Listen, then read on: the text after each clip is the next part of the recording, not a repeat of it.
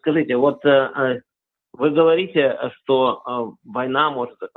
Я так думаю, что главные источники или те, кто получает бенефиты от войны, это чиновники. Вот смотрите, вот сейчас появилась, я имею в виду с украинской стороны, с российской, может быть, тоже, я не знаю.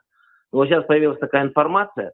Смотрите, вот города, которые на Донбассе, там, они были заняты уже давным-давно российскими войсками.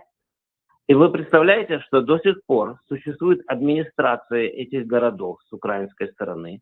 Люди получают зарплату, хотя, как понятно, не принимают никакого участия в управлении этими городами, поскольку они просто уже давным-давно не украинские. И более того, выделяются огромные бюджеты на содержание этих городов. Куда эти деньги деваются? Как вы думаете? Неужели вы думаете, администрация президента ни о чем не знает?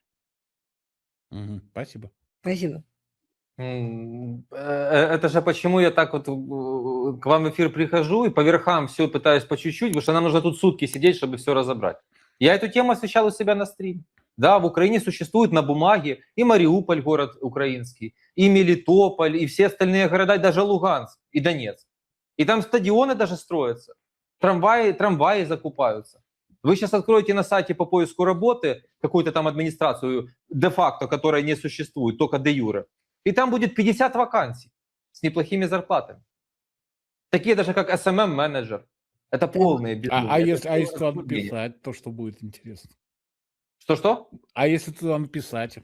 Вас возьмут на работу, скажут, вот вам, значит, группа в Фейсбуке, публикуйте, вот туда выделили столько-то денег, все будет хорошо, мы будем в Европе, перемога скоро, победа скоро. Победа скоро.